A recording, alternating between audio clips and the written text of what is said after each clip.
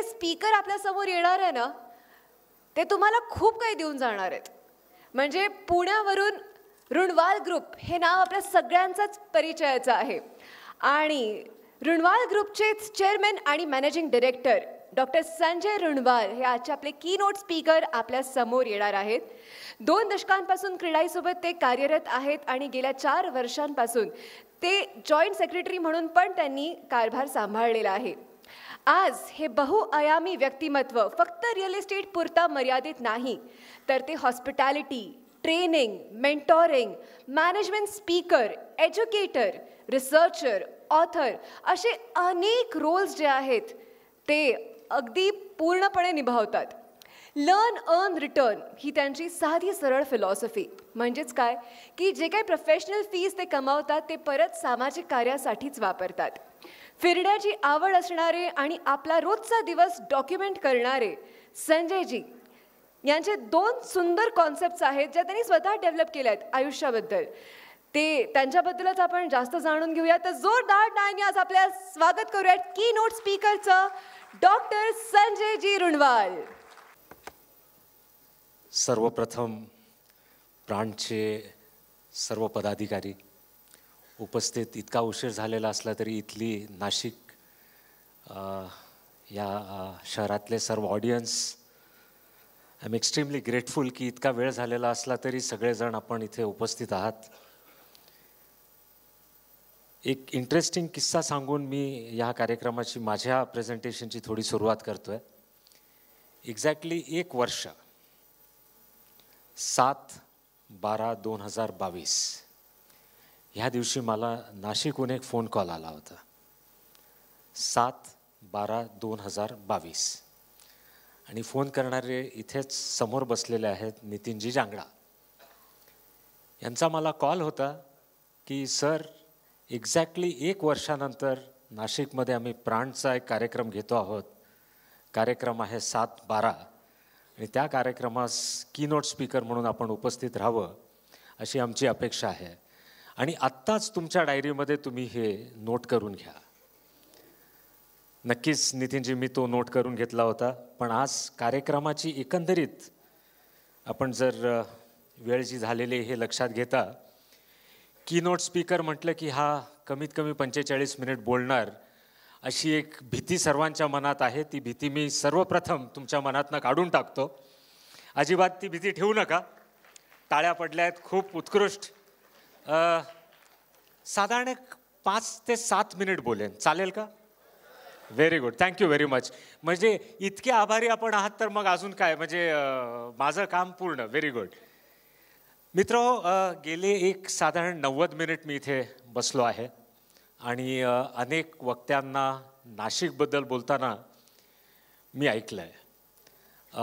IT चे त्याच्यामध्ये प्रतिनिधी होते, एज्युकेशन डिपार्टमेंटचे प्रतिनिधी होते, इंजिनिअरिंग इंडस्ट्रीचे त्याच्यामध्ये प्रतिनिधी होते, शिवाय वाईन इंडस्ट्रीचे होळकर साहेब तिथे होते आणि असे अनेक जे, आणि एक आपले बिल्डर मित्र तेही त्याच सेशनमध्ये होते.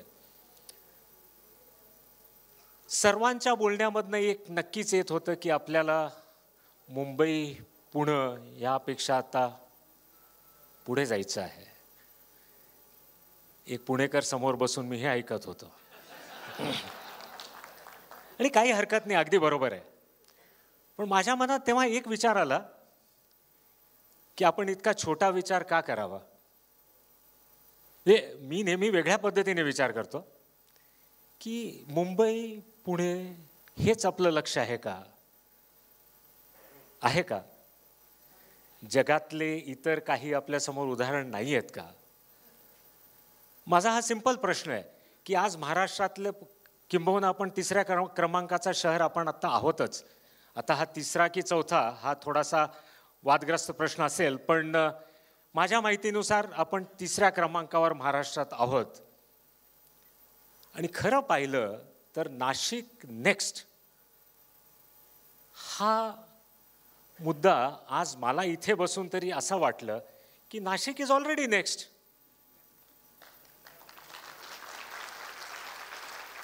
म्हणजे कुठेतरी नाशिक नेक्स्टचा पुढचा वर्षन आपल्याला आता शोधायचा आहे.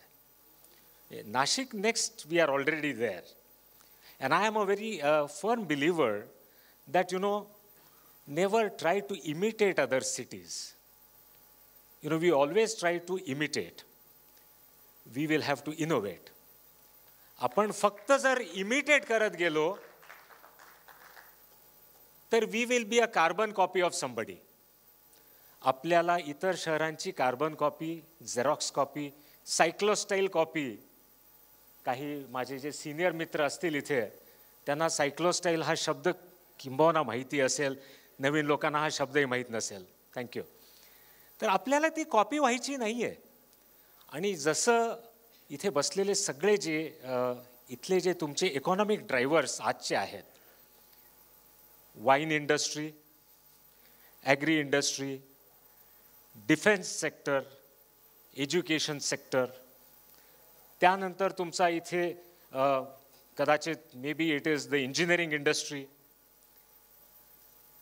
असे जे तुमचे ऑलरेडी एस्टॅब्लिश सेक्टर्स आहेत, these have already taken Nashik to the next level. But if we want to take Nashik beyond this level, सर्वांना हा उत्तर माहिती आहे की एखाद्या शहराची जर आपल्याला इकॉनॉमी पुढे न्यायची असेल तर इकॉनॉमी पुढे कशी जाते? How do you take a city to the next level? Unless you get in investments, जोपर्यंत इथे इन्व्हेस्टमेंट येत नाही तोपर्यंत जॉब क्रिएशन्स होत नाहीत. So two things that we need to primarily look at is how do we get more investments आणि how do we create more jobs. तर इथे 7/12 ही नोंद करणारे जे आमचे रिएल्टर्स मित्र आहेत, बेसिकली हेच हे काम करू शकतात. प्रायमरीली कोणत्याही शहरामध्ये काही जर नवीन व्हायचं असेल तर नवीन जमिनीशिवाय काही होत नाही. हे मान्य आहे का? नवीन जमीन घेतल्याशिवाय काही होऊ शकतं? कोण करतं हे? टाळ्या तुमच्यासाठीच वाजवा.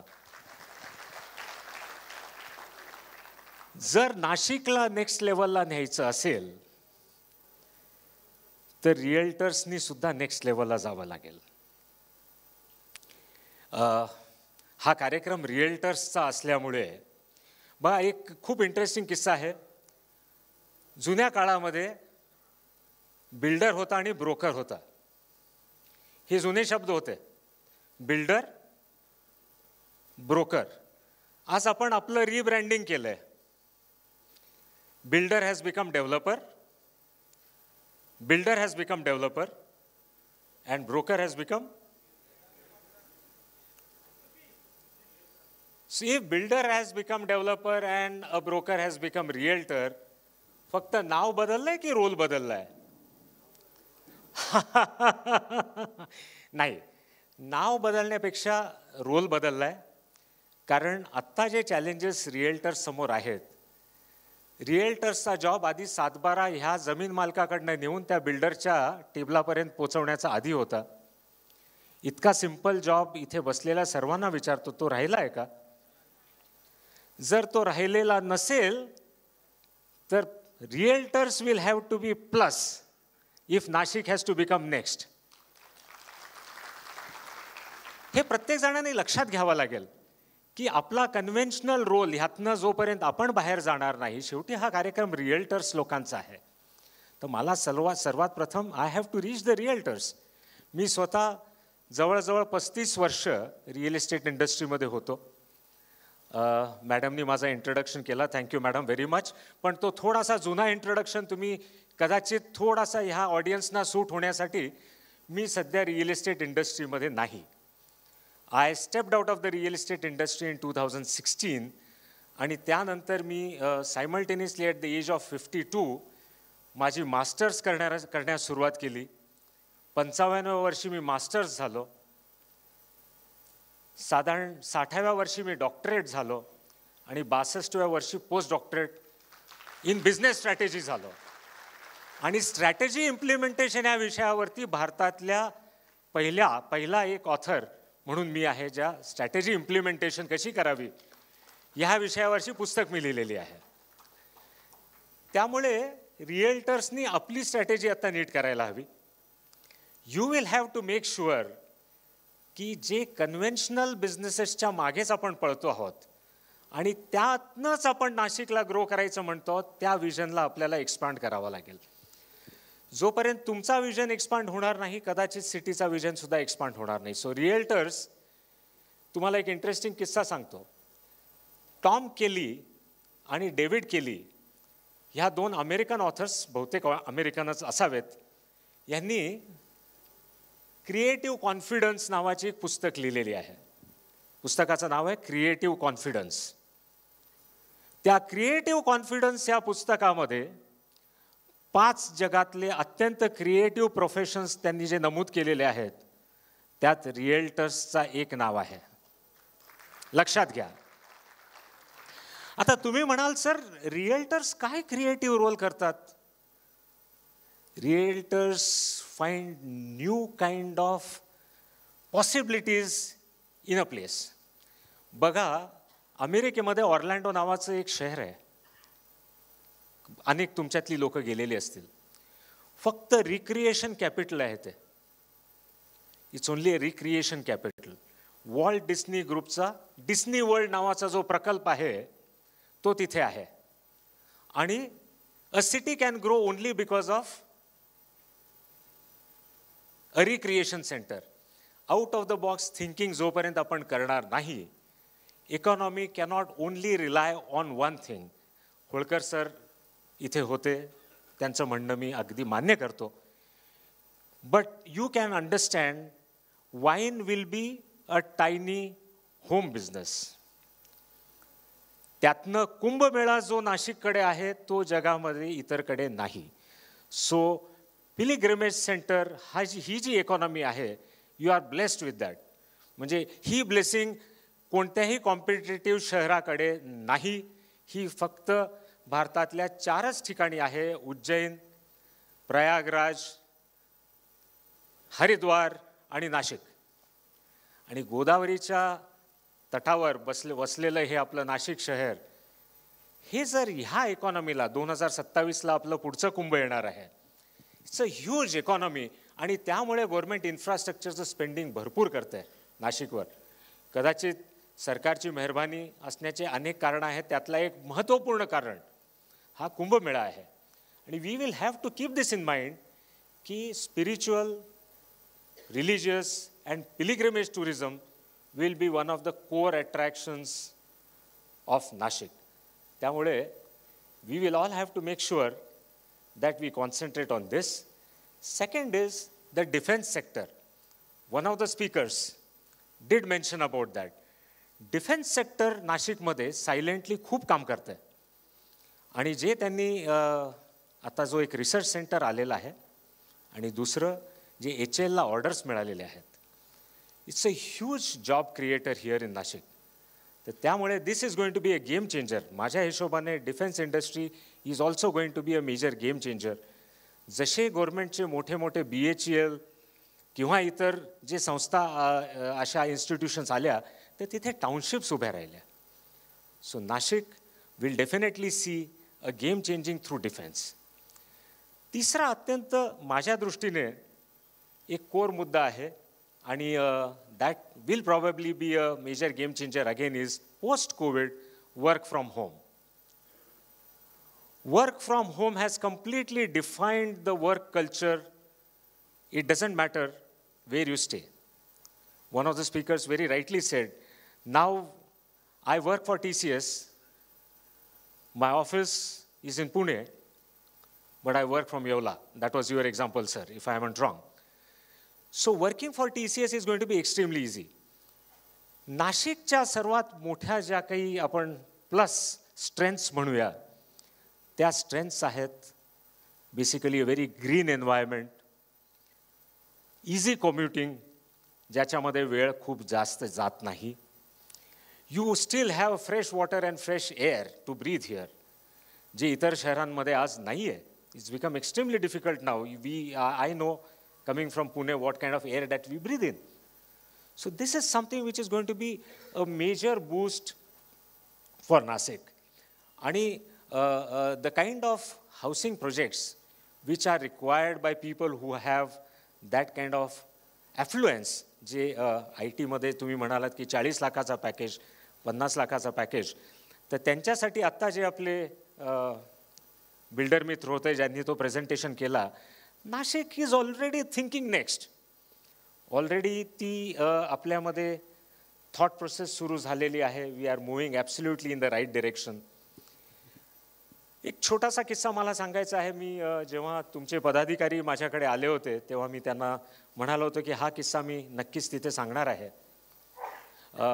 अवॉर्ड साहेब, thank you very much for having coming. कोतकरजी, थँक्यू. अमेरिकेमध्ये 1930 साली there was something called an American dream. इतिहास ज्यांनी वाचलंय त्यांना अनेकांना ही गोष्ट माहिती असेल की अमेरिकन ड्रीम म्हणजे तिथे Afro Americans, euro Americans, blanks, whites हा सगळा वेगवेगळा तिथे जो भेदभाव होता, अमेरिकेत आता हा भेदभाव संपणार, प्रत्येकजण एक समान अधिकाराने इथे राहू शकणार, ही संकल्पना तिथे 1930 साली आली होती. त्यानंतर अमेरिकेत मूलभूत तिथे खूप बदल झाले आणि 1950 साली अमेरिकन ड्रीम हा वाक्य किंवा ही शब्द रचना त्यांनी बदलली आणि ते म्हणाले द ग्रेट अमेरिकन ड्रीम. आता काय बदल झाला अमेरिकन ड्रीम आणि द ग्रेट अमेरिकन ड्रीममध्ये? एकीकडे आपण सोशल इक्वॅलिटी, वर्णभेद इतक्याच विषयावर होतो, आत्ता आपण फायनान्शियल इक्वॅलिटीबद्दल बोलायला लागलो होतो. The great American dream was every father believed that his son would rise in a more prosperous America. त्यामुळे हा जो ग्रेट अमेरिकन ड्रीमचा जो एक उदाहरण मी नेहमी देतो, हा आपल्या देशाचा अमृतकाल आहे. मी राजकीय स्टेटमेंट करत नाही, खूप जबाबदारीने मी हा वाक्य बोलतो आहे की 2022 पासून 2047चा हा जो काल आहे याला आपण अमृतकाल म्हणतो, तसा नाशिकचा हा सुवर्णयुग आहे. लेट ईच नाशिककर अंडरस्टँड की खरं नाशिक नेक्स्टचा अर्थ माहिती आहे का? पुढे काय होणार नाही. आपण आज एक स्टेटमेंट केलेली आहे, अगली बार अब नाशिक की ही बारी है. So this is a statement that you have made with responsibility.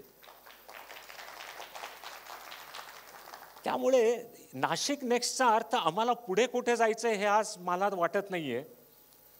आत्ता जो नंबर आहे तो नेक्स्ट आमचाच आहे, ही तुम्ही खात्रीशीर आज मनाने पटवून घेतलेली एक ही तुमच्या कॉन्फिडन्सची स्टेटमेंट आहे असं मला वाटतं. सो फ्रेंड्स, वेळ खूप झालेला आहे. एक लांबलचक स्पीच देण्याची ही वेळ अजिबातच नाही आहे. 10 वाजून ऑलमोस्ट 7 मिनटं 8 मिनटं झालेली आहेत. अनेक मंडळी आता त्या म्हणाल्या की आपण जेवणासाठीच फक्त लग्नाला येतो का, पण जेवण पण गरजेचं असतं आणि तेही वेळेला गरजेचं असतं.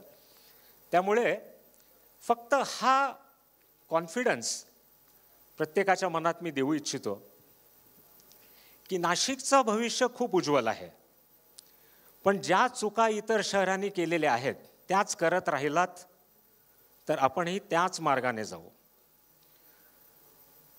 गव्हर्नमेंट, पॉलिटिशियन्स यांनी काय करावं हे मी कधीच बोलत नाही, कारण तो चॅप्टरच वेगळा आहे. पण आपण काय करू शकतो? जॉन एफ केनेडी नावाचे अमेरिकन प्रेसिडेंट होते 35वे. ते म्हणाले, ask not what the country can do for you, ask not what the country can do for you, ask what you can do for the country. आज आपल्याला सरकारला हे नाही विचारायचं आहे की तुम्ही आमच्यासाठी काय करणार आहात. समन्वय समिती जी कदाचित होळकरजी बोलले होते की एक कोऑर्डिनेशन कमिटी आपल्यात झाली पाहिजे, नाशिक नेक्स्ट कोऑर्डिनेशन कमिटी. तुमचा विजन सेट करा. नाशिकने आपला विजन स्वतः सेट करायला हवा की आम्हाला नाशिकला पुढच्या 5 वर्षात 10 वर्षात नेमकं कुठे न्यायचं आहे.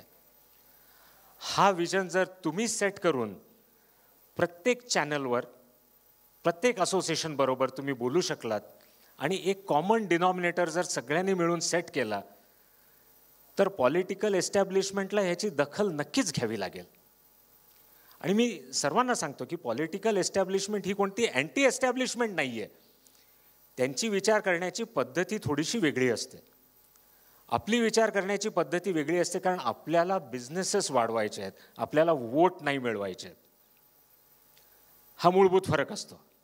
So somebody wants more votes and somebody wants more business. So त्या दोघांमधला काहीतरी आपल्याला समन्वय साधायचा आहे.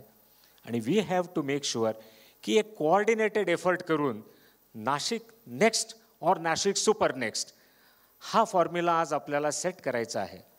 तो विजन जर आपण लोकांना दाखवू शकलो की this is what we look for Nashik, investment is for sure going to come into Nashik. कारण मी 100% अगदी जबाबदारीने सांगतो, लोक आता इतरकडे कंटाळलेली आहेत, हे सत्य आहे. पण ह्याबरोबर एक गोष्ट ही लक्षात घ्या की कंटाळली कशातनं आहेत की मुंबई पुणे हे 2 एक्झाम्पल देऊन कंटाळलेली आहेत. पण आपल्या ह्याच नाशिकच्या लेवलला म्हैसूर आहे, वडोदरा आहे, इतरही प्रांतांमधले इतर शहर आहेत जे त्याच लेवलला आहेत. तेही आपल्याबरोबर कॉम्पीट करतायत, हे विसरू नका. सारखं विजन सेट करताना don't compare yourself only with Mumbai and Pune. That is going to be one of the biggest mistakes. That is going to be a big mistake. आपले कॉम्पिटिटर्स महाराष्ट्रात बसलेले किंबहुना नाही आहेत. आपले कॉम्पिटिटर्स इतर राज्यांमध्येही बसलेले आहेत. आणि त्यांना नाशिकमध्ये येण्यास काय इंटरेस्ट असावा, एक छोटीशी स्टोरी सांगून मी हे एक उदाहरण देऊन संपवतोय. 2000 साली किंवा 1999 हा पुण्याच्या ग्रोथ स्टोरीमध्ये एक माइलस्टोन इयर होता, 1999-2000. मी त्याचं कारण सांगतो तुम्हाला. जेव्हा नारायण मूर्ती बेंगलोर शिवाय आपल्याला पुढची कॅम्पसेस आता एस्टॅब्लिश करायचे आहेत हा जेव्हा विचार करत होते, तेव्हा त्यांच्यासमोर अनेक शहरं होती. मूर्ती साहेबांचा एक नॅचरल थोडासा इन्क्लिनेशन होता की सुधा मूर्ती आणि नारायण मूर्ती हे दोघं एकत्र पुण्यात शिकत होते. So they had a natural affinity towards Pune. पण मी इन्फोसिसच्या एका अत्यंत सिनियर ऑफिशियलच्या तोंडनं जे ऐकलेलं आहे ते मी तुम्हाला सांगतोय.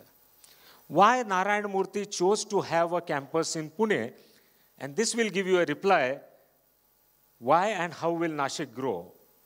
आपण म्हणालो की IT इथे इतकंसं अजून आलेलं नाही आहे. So probably this will resolve that issue. मूर्ती साहेब म्हणाले की माझ्या इथे तरुण मुलं येतात, हे ॲस्पिरेशनल असतात सगळे, यांचे खूप ॲस्पिरेशन्स असतात, हे जग पाहून इथे येतात. पण एक अत्यंत महत्त्वाचा मुद्दा त्यांनी जो विचारात घेतला होता की where can I give people easy commute. इथनं तिथे जाणं हे अत्यंत सोपं आहे.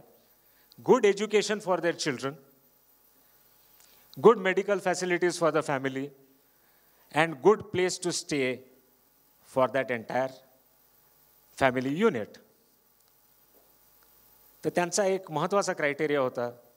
Pune in 1999-2000 was a very affordable city. It was a very affordable city. नवीन आलेला तो एम्प्लॉई पुण्यामध्ये सहजरित्या 1750-2000 ह्या रेटमध्ये फ्लॅट घेऊ शकत होता. I am talking about the outskirts of Pune 1999-2000. If we make our city unaffordable, somebody else will definitely capture the market. हे लक्षात ठेवा. You will have to keep your city affordable. जेव्हा मार्केट वाढतो तेव्हा प्रत्येकाला मनात असं वाटतं की बाबा जास्तीत जास्त ह्या वेळेतच आपण आपल्या प्रॉफिट्स मॅक्झिमाइज करूया. पण लॉंग रनमध्ये क्रीडाईचे माजी नॅशनलचे अध्यक्ष सतीशजी मगरांचा हा शब्द आहे, you know, don't cut the geese which lays the golden eggs. Let that egg come day by day rather than kill the geese and say, let me get all the eggs at one time. तसं होत नाही.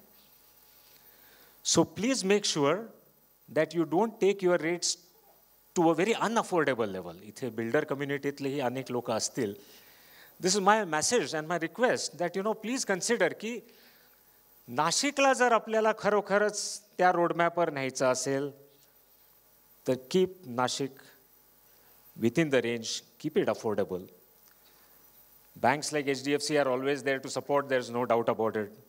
But the economics behind that support, you will have to work out. They'll give you a loan even if you sell at 5,500. They'll give you a loan even if you sell at 3,500. पण हा आपण विचार करायला हवा. एक second मुद्दा आहे की सिटीज जेव्हा ग्रो होतात तेव्हा ते हळूहळू कोलॅप्स व्हायला लागतात. कारण भारतामध्ये infrastructure follows the development. Infrastructure follows the development. Development खूप कुठे पुढे निघून गेलेली असते, इन्फ्रास्ट्रक्चर खूप मागे राहतं. नाशिकच्या बाबतीत अजून तरी तसं झालेलं नाही आहे. Hope you all agree with this. नाशिकच्या बाबतीत अजून तसं झालेलं नाही आहे. We have development and infrastructure which are balanced. हा balance maintain करा. See, everybody has a urge to take the city to the next level. आज प्रत्येकाला बोईंगमध्ये बसून, एअरबसमध्ये बसून खूप पटकन पुढे जायचं आहे. पण लक्षात ठेवा, these very things will kill the city of Nashik. Don't go beyond a certain reasonable speed. Set the right speed. Speed जर तुम्ही बरोबर सेट केलात आणि simultaneously if you have a constant dialogue with your policy makers, city planners, environmentalist, NGOs to also keep them in good cheer. कारण नाहीतर तो एक वेगळा मुद्दा असतो. So keep everybody in the good cheer, but be sure that the development goes hand to hand with the infrastructure. ह्या दोन्ही गोष्टी जर आपण बॅलन्स करू शकलो तर आय एम शुअर. आपण एक कोणीतरी एक पोस्ट टाकलेली मी पाहिली की world's 16th fastest growing city. कोणी हे पाहिलं आहे का नाशिकच्या बाबतीत? Somebody must have read this because I read it on one of the websites put by one of your developer friends. 16th fastest growing city. आता हा कोणत्या मापदंडाने त्यांनी हा नंबर दिलेला आहे मला माहीत नाही. पण त्याच पोस्टच्या खाली एकाने कॉमेंट टाकलेला होता की probably it only means in terms of the population rise. Infrastructure and development will still have to go up. The biggest role now will be the realtors who will have to make sure that in the change scenario, responsibly work kara. Make sure that you also grow to the next level. Do a work in a more ethical, more transparent, absolutely more ethical and more transparent and a more knowledgeable way. शेवटी प्राणसारखी ही संस्था आहे कशाला की builders आणि developers बरोबर जेव्हा तुम्ही काम करता, you should be sufficiently knowledgeable, you should be sufficiently well equipped, whether it is income tax laws, GST laws, RERA laws, I would also say FDI laws, maybe even equity participation norms, RERA norms. ह्या सगळ्या गोष्टींमध्ये तुमच्यासारखी जी संस्था आहे, you are making sure कि this education is going on for all. So सर्वांना compliments, प्राणच्या सर्व सभासदांना, सर्व अधिकाऱ्यांना, तुमचे जे काही ऑफिस बेरर्स आहेत सर्वांना माय सिन्सिअर कॉम्प्लिमेंट्स. अशा प्रकारचे हे जे कन्व्हेन्शन्स तुम्ही आज भरवत आहात यामध्ये नॉलेज शेअरिंग खूप काही होतं आहे. खूप बोलायला आवडलं असतं पण कहते हैं ना समय की नज़ाकत को समझो, अगर समय की नज़ाकत को नहीं समझोगे तो समय आपको बर्बाद कर देगा. तर वेळेचा भान, वेळेची मर्यादा ठेवून मी माझं जे काही नाही, I think we will close. I am open to come any time again to Nashik. पण कसं आहे माहिती आहे का, मी क्रिकेटचा नेहमी उदाहरण देतो. एक असतं की सेंचुरी मारून आपण रिटायरमेंट घ्यावी किंवा 50दा 0-0-0 गेल्यानंतर सिलेक्टर्सनी आपल्याला बाहेर पाठवावं. तर पहिला रूट घेऊया आपण. हां म्हणजे सातत्याने म्हणजे मागे बसलेल्यांनी शेवटी आता खुर्ची सोडून जाण्यापेक्षा आपण वेळेत आपला विषय इथे थांबूया आणि वी विल क्लोज. आणि of course yes, Pune is not very far, I can always be with you. आजचा कार्यक्रम लांबलेला आहे आणि आय शुड ऑल्सो अंडरस्टँड की ते मला म्हणाले होते की सर 60 नाही 90 मिनिट बोला. मग त्याच शब्दाला धरून जर मी आज इथे थांबलो तर कदाचित 25व्या मिनिटाला इथे 5 लोक सुद्धा दिसणार नाहीत. त्यामुळे आपण तसं नको करायला. So thank you very much. It's a pleasure being with all of you. Thank you.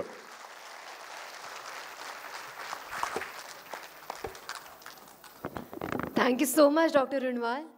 अधिक प्रॉपर्टी पाहण्यासाठी propertymaharaष्ट्र.com ह्या पोर्टलला व्हिजिट करा. हे चॅनल लाईक, शेअर व सबस्क्राईब करायला विसरू नका. तसेच प्रॉपर्टी महाराष्ट्र हे फेसबुक पेज लाईक, शेअर व फॉलो करा. पुन्हा भेटूया नवीन व्हिडिओ घेऊन. धन्यवाद.